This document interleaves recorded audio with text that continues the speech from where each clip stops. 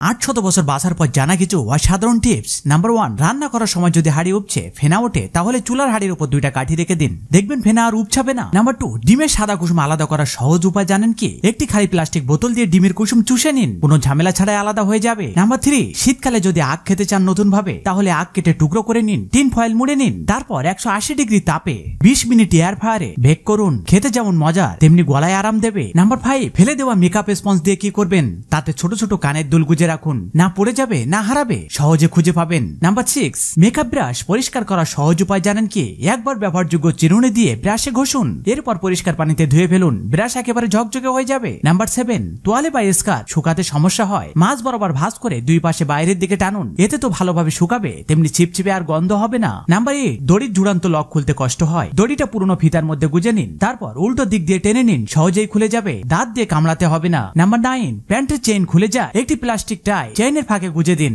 তারপর সেটা বোতামের সঙ্গে আটকান, চেইন আর নামবে না। সবশেষে অনুরোধ, আপনি কোথা থেকে দেখছেন সেটি কমেন্ট করে জানান এবং লাইক, সাবস্ক্রাইব ও ফলো করতে ভুলবেন না।